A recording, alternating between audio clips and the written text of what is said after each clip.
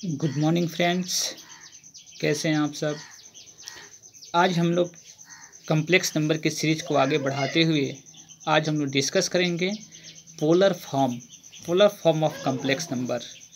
Polar form of complex number है क्या, उसके बारे में आज हम लोग डिस्कस करेंगे। किसी भी कम्प्लेक्स नंबर का आज हम लोग पोलर फॉर्म्स के बारे में हम लोग पढ़ेंगे। पोलर फॉर्म्स है क्या, इसके बारे में हम लोग आज डिस्कस करेंगे। आप लोग जुड़े रहिए आर के मैथमेटिक्स क्लासेस बेतिया के साथ। और आज हम लोग जो सीरीज कम्प्लेक्स नंबर का जो हम लोग चला रहे हैं, वो हर एक टॉपिक्स वाइज आपको सीरीज बनाई जा रही है। थोड़ी सी थ्योरी देकर हर एक प्रॉब्लम्स टाइप्स की क्वेश्चंस आपको सॉल्व करा रहे हैं। इसी सभी थ्योरीज का आप लोग नोट्स बनाते चलें, जो आपके लिए एक बहुत बड़ी अच्छी साबित होगी आने वाले दिनों के लिए। इस सभी लॉकडाउन का हम लोग फ़ायदा उठाते हुए अपनी स्टडीज़ को कंटिन्यू रखेंगे और आप लोगों को इसके बाद एनसीईआरटी की क्वेश्चन बाय क्वेश्चन सॉल्यूशंस हम लोग देने का प्रयास कर रहे हैं। यह एक अच्छा प्लेटफॉर्म आप लोगों की कोऑपरेशन से खड़ा करना चाहते हैं, जो सभी बच्चों के लिए, जो दूर दराज के बच्चे हैं, जो नहीं पहुंच पा रहे हैं, उन लोगों के लिए भी यह बेस्ट बेनिफिशियल हो। चलिए जुड़े रहिए आप लोग रिंकू सर के साथ। आज की सेशन की करते हैं start. Polar form of complex number. If Z बराबर यदि ए प्लस आयोटा बी लिखा हुआ है, कोई कम्प्लेक्स नंबर लिखा हुआ हो, देन इट्स पोलर फॉर्म क्या होते हैं। तो पोलर फॉर्म को वो फॉर्मूला होती है जेड बराबर R cos theta plus iota sine theta. इसमें आर क्या होते हैं, थीटा क्या होते हैं, तो इन सभी के बारे में हम लोग चर्चा करेंगे। यदि कोई भी कम्प्लेक्स नंबर दिया गया हो, उसको पोलर फॉर्म में लिखने के लिए डायरेक्टली फार्मूला एक आपको यूज करेंगे, जेड बराबर R cos theta plus iota sine theta. जहाँ आर जो होते हैं, या आर लिखा हुआ है, R is the modulus of complex number और theta be the argument of Z. यानी कि यहाँ पे आर जो होगा यह मॉडुलस होगा, किसी कम्प्लेक्स नंबर का मॉडुलस होगा, और थीटा यह हमारा आर्गूमेंट ऑफ जेड होगा। तो यदि आप किसी भी कम्प्लेक्स नंबर का मॉडुलस निकालना और आर्गूमेंट निकालना सीख लिए हैं, तो आप पोलर फॉर्म बिल्कुल लिख सकते हैं। तो जब तक हम लोग मॉडुलस और आर्गूमेंट नहीं सीख पाएंगे, तब तक हम लोग पोलर फॉर्म नहीं सीख पाएंगे। तो इसलिए आप लोगों को प्रीवियस वीडियो में आप देख सकते हैं किसी भी कम्प्लेक्स नंबर का मॉडुलस कैसे निकालते हैं और कम आर्गूमेंट कैसे निकालते हैं। तो चलिए हम लोग करते हैं स्टार्ट। एक क्वेश्चन है आपके पास कि find the polar form of Z बराबर -√3 प्लस आयोटा। यानी कि एक क्वेश्चन आपके पास दिया गया है और क्वेश्चन कह रहा है कि इसका पोलर फॉर्म आप हमको दीजिए। तो चलिए बाबू करते हैं स्टार्ट। यानी कि वी हैव जेड बराबर आपके पास -√3 प्लस आयोटा हो गया। इसको कंपेयर विथ जेड बराबर ए प्लस आयोटा बी, अर्थात कंपेयर कर सबसे पहले आपको ए की वैल्यू और बी की वैल्यू फाइंड कर लेना होगा। तो ए की वैल्यू कितनी हो जाएगी -√3 और बी की वैल्यू यहाँ पे 1 छिपा है ना, तो बी की वैल्यू कितनी हो जाएगी 1, अर्थात ए और बी की वैल्यू आपके पास निकल जाएगा। तो ए की वैल्यू आपको हो गई आपके पास -√3 और बी की वैल्यू कितनी हो जाएगी 1। अब मॉडुलस किस तरह निकालते हैं। Modulus of complex number Babu Z, या इसको ऐसे डिनोट करते हैं, मॉडुलस ऑफ जेड बराबर √a² प्लस b²। ये फार्मूला होती है मॉडुलस निकालने की। आप प्रीवियस ईयर वीडियो में आप उसको मेंशन देख सकते हैं। तो ए की वैल्यू कितनी है, तो -√3 का स्क्वायर कर लेंगे। फिर बी की वैल्यू कितनी है, तो 1 है ना, तो 1 का स्क्वायर कर लेंगे। तो √3 का स्क्वायर करेंगे तो 3 मिलेगा, 1 का स्क्वायर करेंगे तो 1 मिलेगा। तो √3 + 1 4 हो जाएगा, और 4 के स्क्वायर रूट निकालेंगे तो 2 हो गया। अर्थात इस कम्प्लेक्स नंबर का मॉडुलस वैल्यू निकल गया। अब हम लोग को निकालना है क्या, आर्गूमेंट। जब तक मॉडुलस और आर्गूमेंट नहीं निकाल पाएंगे, तब तक हम लोग पोलर फॉर्म नहीं निकाल सकते हैं। तो सबसे पहले आर्गूमेंट निकालने के लिए फार्मूला बताए थे आपको ना, कि मॉड ऑफ tan थीटा बराबर मॉड ऑफ b/a। तो b की वैल्यू कितनी है आपके पास है, देखिए इसमें b की वैल्यू ऑलरेडी 1 है और a की वैल्यू -√3 है। तो लाकर हम आपको यहाँ पुटअप करना होगा। देखिए मॉडुलस में से जब ये बाहर निकलेगा तो ऑलरेडी पॉजिटिव हो जाएगा, अर्थात 1 बटा कितना हो जाएगा √3। तो tan थीटा बराबर देखिए 1 बटा √3 tan में कितना डिग्री होता है, तो tan में आपको 30 डिग्री होती है। 30 डिग्री मतलब π/6 होता है। तो यहाँ पे tan क्या हो जाएंगे कैंसिल, थीटा बराबर कितना हो जाएगा π/6 हो जाएगा। तो थीटा निकल गया। अब हम लोग को निकालनी क्या है, आर्गूमेंट। तो आर्गूमेंट निकालने के लिए बाबू देखिए हमारे पास a की वैल्यू थी -√3, अब b की वैल्यू कितनी थी 1 थी। तो ये देखेंगे -√3 और 1 किस क्वाड्रेंट में लाई करेगा, तो देखिए एक नेगेटिव है और एक पॉजिटिव है। तो आपको समझ में बातें आ गई होगी। निगेटिव और पॉजिटिव किस क्वाड्रेंट में होते हैं, तो सेकंड क्वाड्रेंट में होते हैं। सेकंड क्वाड्रेंट के आर्गूमेंट की फार्मूला कितनी होती है, तो पाई माइनस थीटा।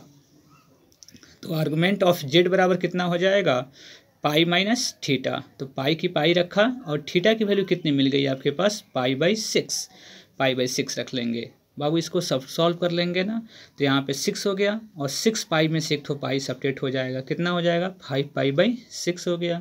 तो ये हमारे आर्गूमेंट ऑफ जेड की वैल्यू निकल गई। इसलिए बाबू पोलर फॉर्म ऑफ जेड बराबर क्या हो जाएंगे, तो फार्मूला आपको लिखे थे ना कि पोलर फॉर्म ऑफ जेड बराबर फार्मूला देखिए आपको बताया गया था कि जब भी पोलर फॉर्म आपको निकालना हो तो देखिए यदि कोई जेड बराबर अगर a + आयोटा b लिखा हुआ है तो उसका पोलर फॉर्म क्या होता है फार्मूला, तो r × cos theta + iota sin theta. तो इसमें हम वही फार्मूला को मेंशन किए हैं। तो r की वैल्यू क्या होती है, तो r बराबर मॉडुलस ऑफ जेड होता है बाबू। या r बराबर कितना होता है, तो इसको r बराबर लिख सकते हैं मॉडुलस ऑफ जेड, और थीटा जो होता है ना वह आर्गूमेंट ऑफ जेड होता है। तो इन दोनों वैल्यू को बाबू लाकर हम लोग क्या करेंगे, इसमें पुट कर लेंगे। तो आइए हम लोग पुटअप करते हैं। इसमें r की वैल्यू कितनी मिली है, मॉडुलस ऑफ जेड कितना मिला था आपका, तो मॉडुलस ऑफ जेड मिला था 2, और थीटा की वैल्यू मतलब आर्गूमेंट कितना मिला था, तो 5 पाई/6 मिला था। तो आपके पास ये दोनों वैल्यू आप देख सकते हैं कि कहाँ कैसे मिला था। तो यहाँ पे थीटा की वैल्यू मिला था वो पाई/6 से, और आर्गूमेंट कितना मिला था, तो 5 पाई/6 मिला था। दोनों लाकर हम लोग क्या करेंगे, यहाँ पे मेंशन कर लेंगे। तो मेंशन कर लीजिएगा दोनों वैल्यू को। तो आपके पास 2 × cos 5 पाई/6 प्लस साइन 5 पाई/6, यही हमारा जो मिलेगा ना, इसी को बाबू फॉर्म को बोलते हैं पोलर फॉर्म बोलते हैं। यानी कि यही हमारा पोलर फॉर्म क्लियर हो जाएगा। तो किसी भी कॉम्प्लेक्स नंबर का यदि पोलर फॉर्म निकालना है तो सबसे पहले आप उसका मॉडुलस निकाल लें, और मॉडुलस निकालने के बाद उसका आर्गूमेंट निकाल लें। आर्गूमेंट निकालने के बाद तब हम लोग लाकर जेड बराबर r cos theta + iota sin theta में उस वैल्यू को पुटअप कर लेंगे, तो हमारा आपको पोलर फॉर्म निकल जाएगा। चलिए एक और क्वेश्चंस आपको सेटिस्फाइड करने के लिए थोड़ी सी और 1-2 प्रॉब्लम्स और सॉल्व कर लेंगे, तो बिल्कुल ये पॉइंट क्लियर हो जाएगा। तो चलिए हम लोग चलते हैं बाबू, इसकी पोलर फॉर्म निकालनी है। क्वेश्चंस आपके पास दिया गया है कि जेड बराबर -1 - iota, find its polar form. Polar form निकालनी है। तो देखिए जेड बराबर आपके पास दिया गया है -1 - आयोटा, तो कंपेयर करेंगे, कंपेयर विथ जेड बराबर a + आयोटा b। तो a की वैल्यू कितनी हो जाएगी आपके पास -1, b की वैल्यू भी आपके पास -1 आएगा, क्योंकि बाबू ऑलरेडी 1 छिपा हुआ है ना, तो नेगेटिव है तो नेगेटिव हम लोग ले लेते हैं। इसलिए a की वैल्यू भी -1 हो जाएगा और b की वैल्यू भी -1 हो जाएगा। तो a और b की वैल्यू निकल गया। अब हम लोग चलेंगे कि मॉडुलस निकालेंगे, क्योंकि आर्गूमेंट निकालनी है तो मॉडुलस निकालनी पड़ेगी, फिर आर्गूमेंट निकालना पड़ेगा, तब पोलर फॉर्म निकाला जाता है। तो पोलर फॉर्म अगर यदि हम लोग को निकालना हो तो 2 प्रक्रियाओं से गुजरना होगा। अर्थात मॉडुलस ऑफ जेड की फार्मूला क्या होती है, मॉडुलस ऑफ जेड की फार्मूला √a² + b² होती है। तो a की वैल्यू कितनी मिली है, -1 मिला हुआ है ना, अब b की वैल्यू भी -1 मिला हुआ है, लाकर इसमें पुटअप कर लेंगे। तो -1 का स्क्वायर करेंगे तो 1, -1 का स्क्वायर करेंगे तो 1, 1 कितना हो जाएगा, तो √2 हो जाएगा। तो मॉडुलस ऑफ जेड की वैल्यू √2 आ गया। अब हम लोग को निकालना क्या है बाबू, मॉडुलस तो निकल गया, आर्गूमेंट निकालने के लिए सबसे पहले थीटा की वैल्यू चाहिए हम लोगों को। तो tan थीटा बराबर फार्मूला कितनी होती है, mod ऑफ b/a। तो b की वैल्यू कितनी मिली है, -1, और a की वैल्यू -1। देखिए दोनों माइनस क्या हो जाएगा, कैंसिल, 1/1 करेंगे तो 1 आएगा बाबू, मॉड्स निकलेगा तो ऑलरेडी 1 ही होगा। और 1 बाबू देखिए 10 में कितना डिग्री होता है, 10 में कितना डिग्री होता है, 45 डिग्री। पाई कितना होता है, 4। तो tan थीटा बराबर हो गया 10 पाई/4, 10 कैंसिल, थीटा की वैल्यू कितना हो जाएगा, पाई/4 हो जाएगा। अब देखिए हम लोगों को जो a और b की वैल्यू जो मिली हुई है, a की वैल्यू -1, b की वैल्यू -1। तो देखिए दोनों बाबू वैल्यू नेगेटिव में है, तो दोनों नेगेटिव किस क्वाड्रेंट में होती है, तो आप समझिए बाबू दोनों नेगेटिव थर्ड क्वाड्रेंट में होती है। तो थर्ड क्वाड्रेंट में आपको लाई कर देगा। अर्थात -1 लाई इन थर्ड क्वाड्रेंट, और थर्ड क्वाड्रेंट की आर्गुमेंट की फार्मूला कितनी होती है, तो थीटा माइनस पाई। बस इसको ध्यान रखिएगा, याद रखना है, थीटा माइनस कितना होता है, पाई। तो थीटा माइनस पाई हो जाएगा। थीटा की वैल्यू कितनी मिली है, पाई/4 लिखेंगे और माइनस पाई। आप इसको एलसीएम 4 हो जाएगा, पाई में से 4 पाई घटेगा तो -3 पाई/4 हो जाएगा। कितना मिल जाएगा आपके पास, -3 पाई/4। ये आपका आर्गूमेंट निकल गया, मॉडुलस निकल गया था। अब हम लोग आएंगे पोलर फॉर्म में। तो पोलर फॉर्म का फॉर्मूला कितनी होती है बाबू, R बराबर cos theta plus iota sine theta. तो कॉस हो गया, थीटा की वैल्यू कितनी मिली है, थीटा की वैल्यू मतलब आर्गुमेंट कितना मिला था आपके पास, तो -√3/4 मिला था ना, -3 पाई/4 मिला था। इस वैल्यू को लाकर रख लीजिएगा। और आर की वैल्यू मतलब मॉडुलस कितना मिला था, आपके पास से आपने निकाला था तो √2, इसलिए आर की वैल्यू कितना हो गया, √2 हो गया। तो √2 लिख दिया, थीटा की वैल्यू -3 पाई/4 लिख दिया। बस यहाँ पर भी थीटा की वैल्यू -3 पाई/4 हो गया।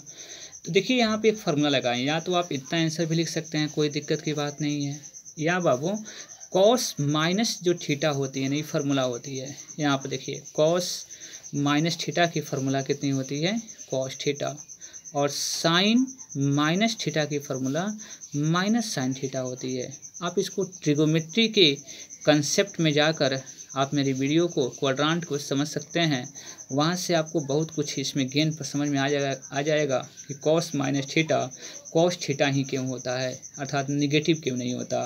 तो इस सभी कंसेप्ट आपको ट्रिगोमेट्री की क्वाड्रेंट चैप्टर्स में आपको मेंशन कर दिया गया है, आप उसको देख सकते हैं। आप उसकी वीडियोज को कभी आप क्वाड्रेंट को देखें तो आपको बहुत कुछ क्लियर हो जाएगा कि निगेटिव यहाँ माइनस क्यों आया, यहाँ प्लस क्यों नहीं आता।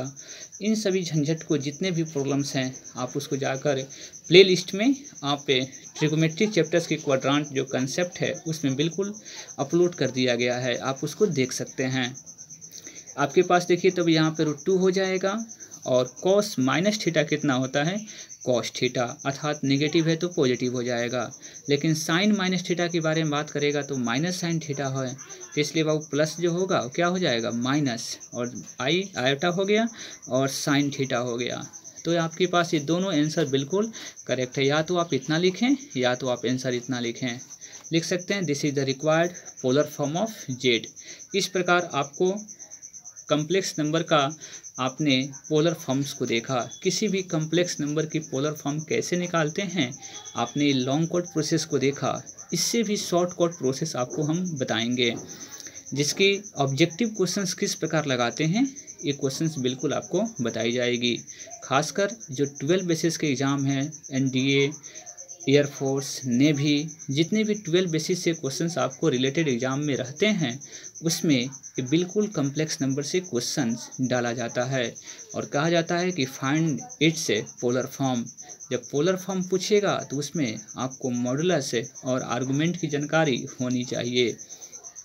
चलिए आप लोग जुड़े रहिए आरके मैथमेटिक्स क्लासेस के साथ, और आप लोगों का प्रेम, कमेंट्स, सहयोग मेरे लिए बहुत ज़रूरी है, और हम लोगों के लिए आप लोगों का कोऑपरेशन ही हमारी हौसला है, इसलिए हौसले कभी हम लोग गिरने नहीं देंगे। बस आप लोग जुड़े रहिए RK mathematics classes Rinku sir Bettiah के साथ। यह इंस्टीट्यूट बेतिया चेक पोस्ट में अभी फ़िलहाल चल रही है। आप लोगों के लिए शेयर करने के लिए, सब्सक्राइब करने के लिए हार्टली रूप से थैंक्स है।